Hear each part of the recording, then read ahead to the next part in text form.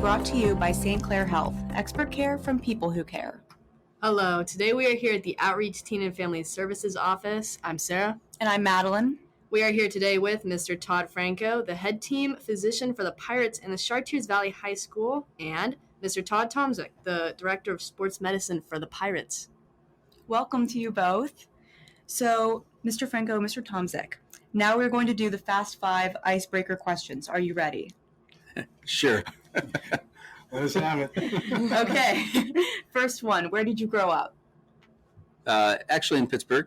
So I grew up in Brentwood and then moved away to Erie, PA, and now I'm back in Mount Lebanon. Great. Grew up in Bethel Park. Bethel Park. Okay.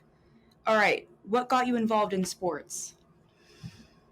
Yeah, it's always a challenging question. I think, sports were obviously a part of most of our lives, those that, continue to work in the sports realm some way. So for me, it was just participating as a young kid, played a lot of baseball, a little bit of football, but mostly baseball. And it just became part of my life all the way through college. And then now I've integrated it into my life.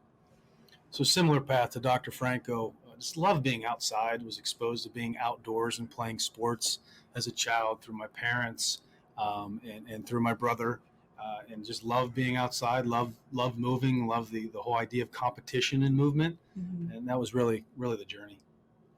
Yeah. Okay. 2 different questions, very similar but very different in my opinion. Favorite game to watch and favorite game to play? Wow. Sports game? Yeah, sports game. I would say probably my favorite sport to watch is typically football. I'm a big fan of football. I think it's just exciting to watch. There's always action. To play, I would still say baseball, but I'm old now, and so it doesn't work quite as well as it used to. But I would say, I also enjoy racquetball. I think that's a fun sport. Did you steal my answer there? Did you know I was going to say racquetball? No, I thought you were just going to say I like to run. So favorite sport to watch, I'm supposed to say baseball, right? No, I'm kidding. No, you don't have to say baseball. No, truthfully, favorite sport to watch is baseball. I just love the cerebral aspect of it. There's more than just the hitting, see the ball, hit the ball. There's the strategy behind it. So definitely watch would be baseball. To play would be basketball. Oh, okay. Oh, I like the variety here. That surprises me. Interesting take. All right, last one. Favorite activity that isn't sports related? Well, favorite activity. I don't know. I would say probably going out to dinner with my wife and kids. I think that's enjoyable. I don't get a ton of time with them now, so I think that's really important for me. I'd rather do that. I enjoy golfing, but that's such an independent thing. I'd much rather just hang out with them. Yeah, I would ditto what Doc said, probably hanging out with the family. 2 little girls. Don't get to see a whole lot of them. I'm spending more time with Dr. Franco at work, but just hanging with the family. Yeah. I think those are very good answers. Thanks. We would like to thank St. Clair Health for being our annual sponsor.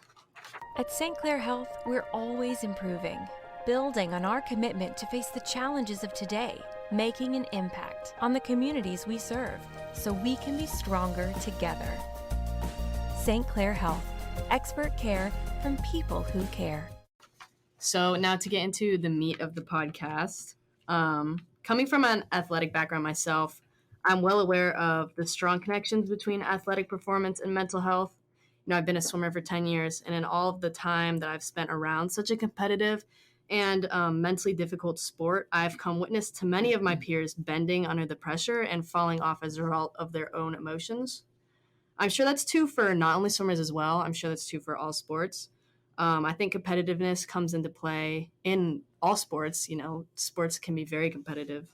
And I know that you both work in athletic fields, so you presumably are around athletes a lot.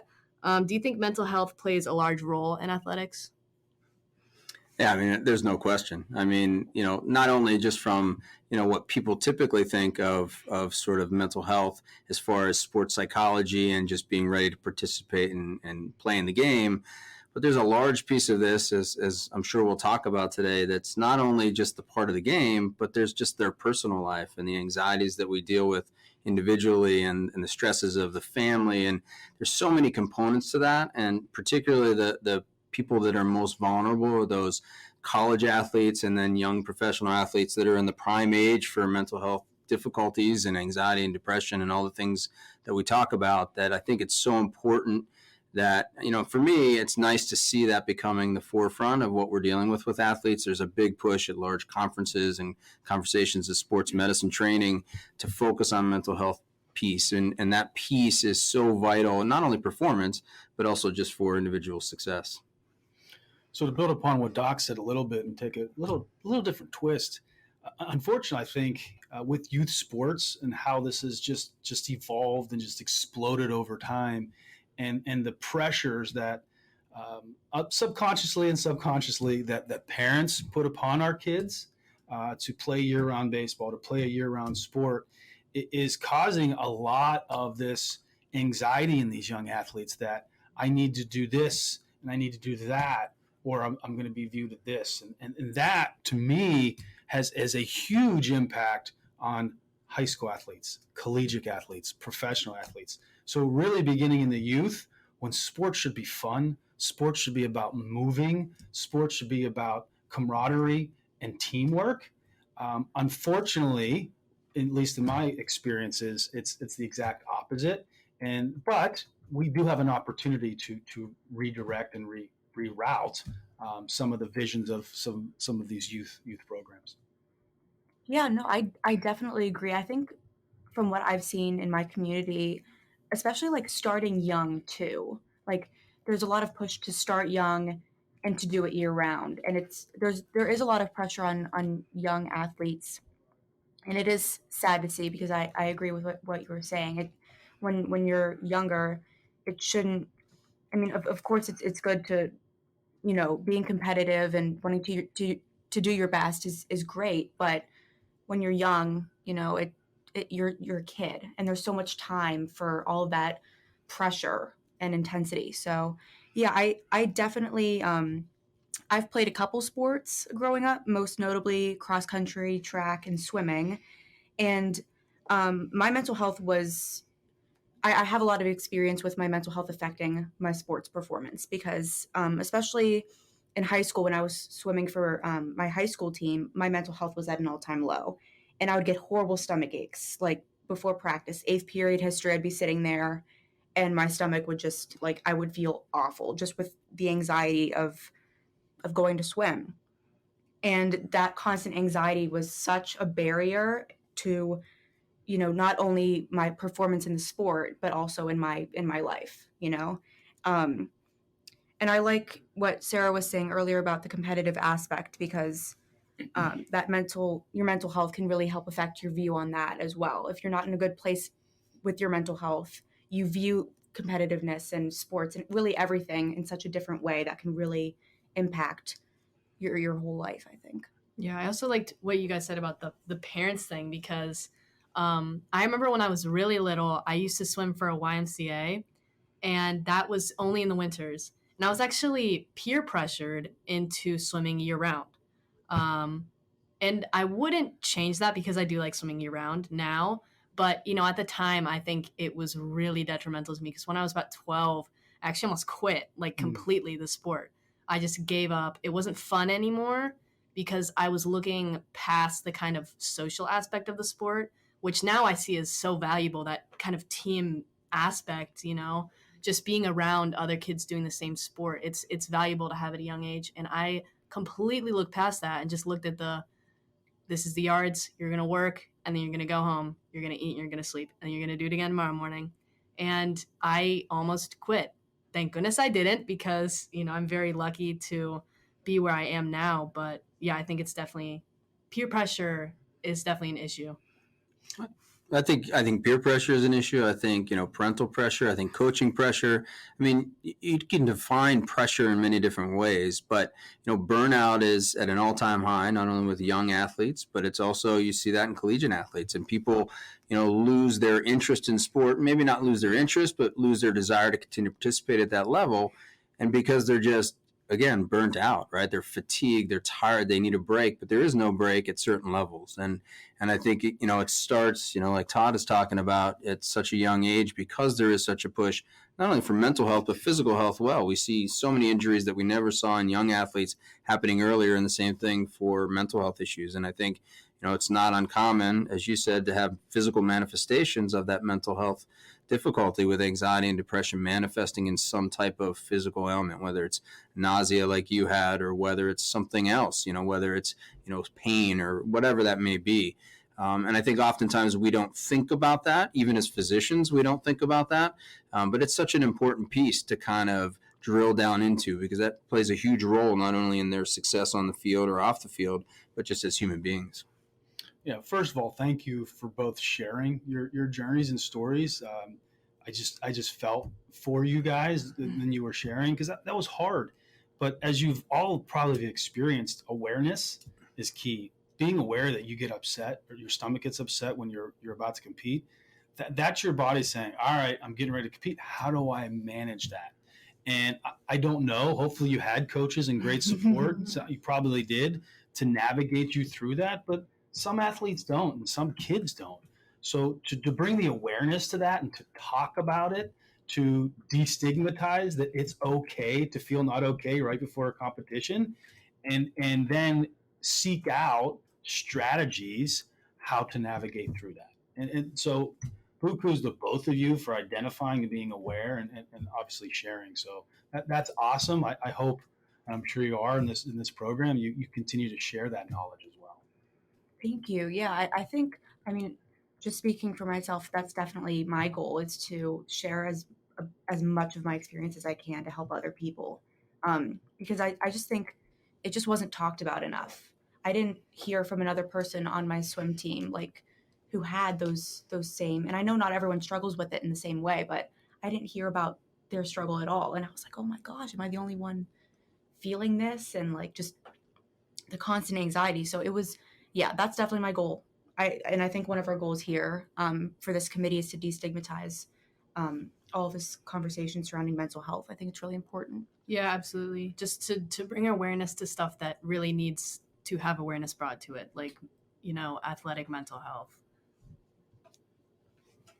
I would like to pause and thank St. Clair Health for their generosity in sponsoring the first season of Teens Tap In. At St. Clair Health, we're always improving, building on our commitment to face the challenges of today, making an impact on the communities we serve so we can be stronger together. By creating reliable resources that recognize all of our neighbors, with access to the highest quality healthcare, advanced care close to home, and a shared humanity that delivers on our joint vision to create a healthier community for all. St. Clair Health, expert care from people who care. Okay, so now on to the other section of this podcast. I know that personally, me, I like exercising. I will go to the gym. If anybody says, do you want to go to the gym with me? I will go to the gym, because, I can see it. It's just so positive on me. You can use it as an outlet. You can use it as a way to kind of get away if you need to get away, just to be with your own thoughts. Obviously, that could be a negative thing, but for me, it's a positive thing. Do you think that, exercising and just staying, in touch with yourself, your body, and that, do you think that could have a positive influence on mental health? No, I think with that question. Let me take this one first. Yeah, this is you. Because I call Doc after a run in the morning, because I get my endorphins and what I need to accomplish during the day.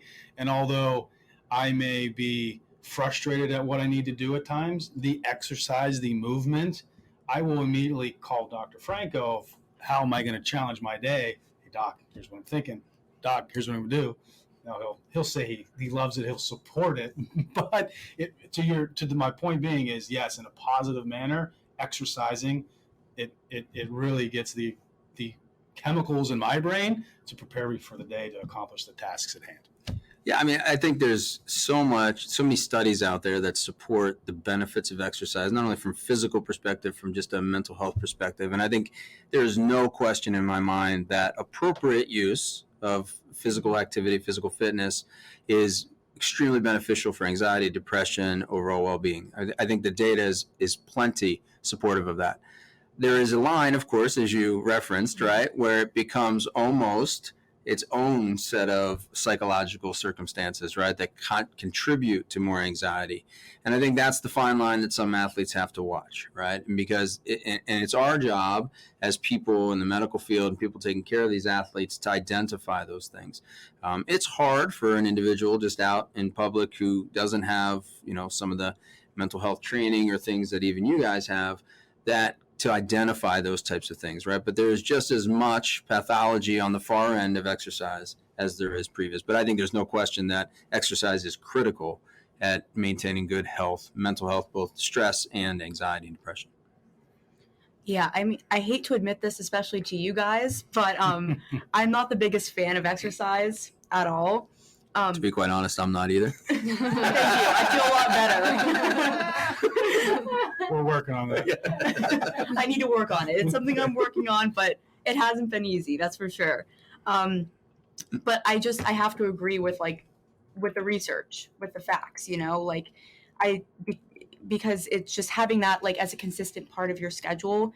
As you were saying before, there's so many different aspects to moving your body that benefit you that you wouldn't even really consider right off the bat. Having that structure in your day, if you go to the gym every morning, that's a great thing to wake up and do, because it gives you, especially if you're struggling with something like depression, it gives you a reason to get out of bed in the morning.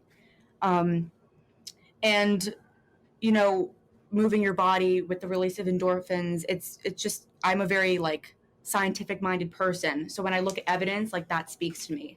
And so that, and then also when you're participating in sports, as Sarah was saying, the social interaction with your peers, and for most sports, being outdoors, not even if you were to just stand stationary out in the sun gives you tons of benefits.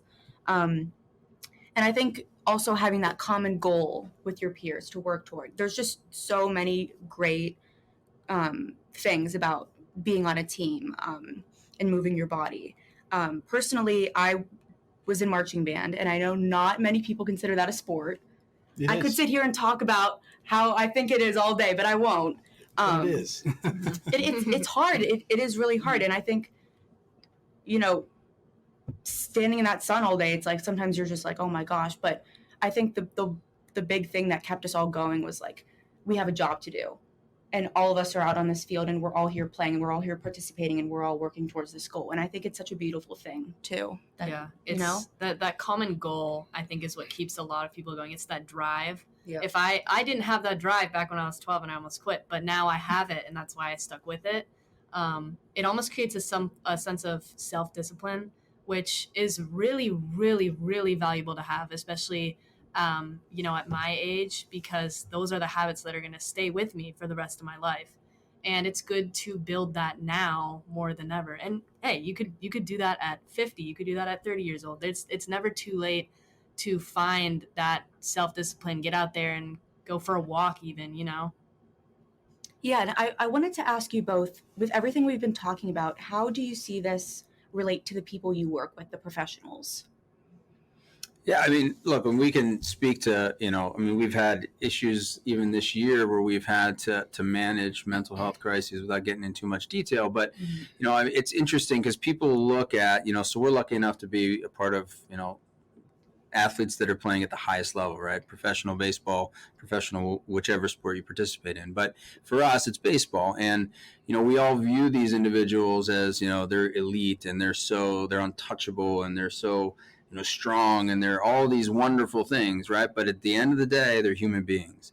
And working with these individuals, much like I said very at the beginning of all this, these are husbands and spouses and parents, and they have wives and children and grandparents, and the normal things that happen in life, the normal stresses we deal with, people getting sick, people passing. I mean, all those sad things happen to these individuals. And not only is it happening to them like it does all of us, now they have to compete at the highest level and try to put that behind them and participate in what we view as a sport, right? But that's their job, that's their career. And to maintain the level of activity, they have to try to manage all of that. And that's even more stress than we can think of in a regular we all deal with stress, but we look at these people, they're just so special and untouchable, but at the end of the day, they're no different than us. Their job happens to be a sport. My job is a physician, his job is athletic trainer, whatever it may be. But at the end of the day, it's hard to watch sometimes, and these people struggle. And it's really exciting to watch. Todd is one of the main players in the Pittsburgh Pirates organization, who's really been a very key component to improving the mental health of these athletes. And because of that, I think you can see these things changing. There's individuals like Todd in many organizations, and those people are so vital at changing the mindset, the approach to these players. These players need support. And without that support, they're not going to be successful. And so it falls on us as a medical team to make sure we put that support in the right place, right? And so these players, just like everybody else, need to have a network around them, not just at home, but at the workplace that's supportive. And I think that's important. Yeah, it's funny to listen to Doc talk and even listen to what you were saying about your experiences when you were a swimmer and thinking, am I the only one on my team that's feeling that? I will share with you in my experience in 25 years in professional baseball, there's vast majority of these professional athletes are having the same experience as you did as a high school swimmer. They're looking at their buddy and their teammate, man, am I feeling this way? Are you okay today? They're looking around the room like, am I allowed to say anything? So as we grow as a world, as a community, and we destigmatize what mental health is all about, and it's okay not to be okay. If we're teammates, which we are, Dr. Franco, man, I'm not feeling good today. I need help. That's what we're going for. That's what we're gravitating towards. It's not common yet. It's not common. Unfortunately, it's very uncommon. And we need a very robust network of licensed professionals, of licensed physicians, of certified athletic trainers, of physical therapists, our EAP support. I mean, the family members. We need to continue to grow connections across the organization, across the community at large to support these athletes. And just because we're fortunate enough to deal with the elite athletes on an everyday basis, they have the same challenges and then some compared to the gen population. I've also noticed, just out of curiosity, because I know in swimming and all of the other sports that I've ever been involved with, there has never been such a push to destigmatize mental health in athletes than there has been now. In the past year, I visited colleges obviously over the summer and last year too.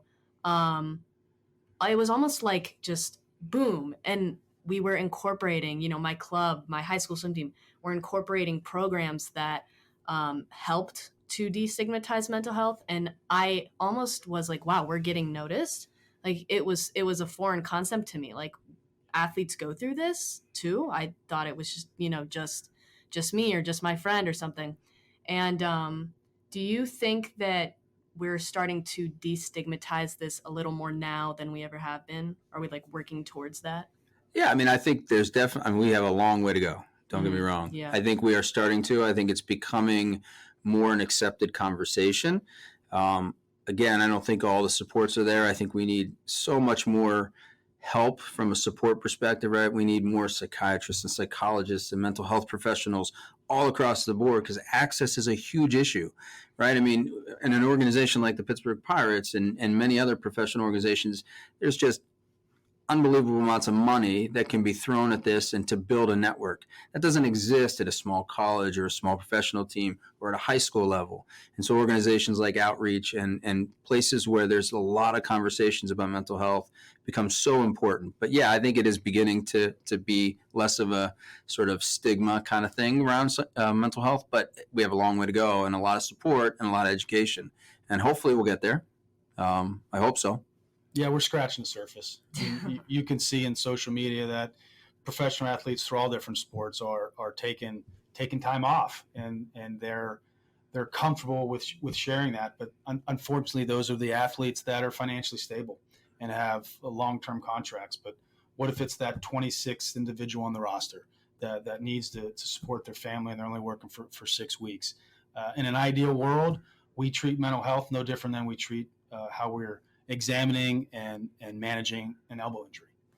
It should be, yep, this is this issue today, and this is going to this professional, mental health professional that we're going to the physical therapist for their elbow injury. So that's ideal. To Doc's point, we're just scratching the surface. Yeah, no, I'm, excuse me. I'm really glad that you both are in the positions you're in.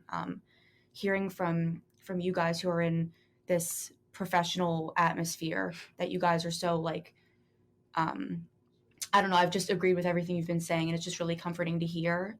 I know you just met me today, but and I'm just some girl from around here, but I think this will really impact a lot of people. Just knowing that, the Pittsburgh Pirates at least is in good hands. Well, So thank you. I appreciate you guys coming on here today and everything too. I'm sure this will be really impactful. So. Yeah, absolutely. This is really valuable for people to hear. I know a lot of my friends that graduated when I was a freshman, I looked up to them. I had a swimmer that I was friends with who actually went to Ohio State, which is, Division I, best of the best, and she ended up injuring herself and quitting her freshman year after her injury. And I'm positive that if she had had resources that they have now and we have now, she would not have let that go, because I knew how much she loved the sport. And it was almost disheartening to see that. But now that it's, we're working towards destigmatizing it and normalizing that conversation, like you said, it's helping a lot of people, I think, to see, okay, it's okay to take off a couple weeks here. I can do that and still be a good swimmer and a good football player, a good soccer player, a good softball player, anything. Lastly, this podcast would not be possible without the support of St. Clair Health. At St. Clair Health, we're always improving, building on our commitment to face the challenges of today, making an impact on the communities we serve, so we can be stronger together. St. Clair Health, expert care from people who care. Thank you so much, both of you, for coming on.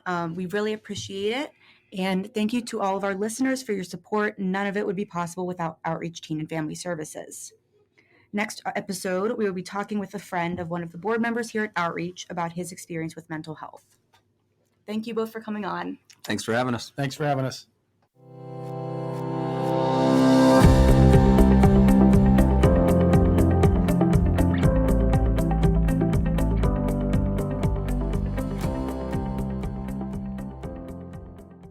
The views and opinions expressed in the Teens Tap In podcast represent the opinions of the hosts and their guests. The views and opinions expressed by Outreach Teen and Family Services employees, donors, and volunteers are their own and do not necessarily reflect the view of Outreach Teen and Family Services or the show's sponsors. The content here should not be taken as counseling advice. The content here is for informational purposes only, and because each person is unique, please consult your mental health provider or physician for any mental health counseling or other medical questions.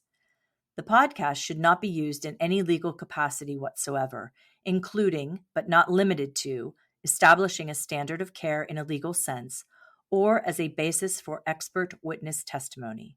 No guarantee is given regarding the accuracy of any statements or opinions made on the podcast. If you find any error in any of the content of the podcast, please contact us at podcasts@outreachteen.org.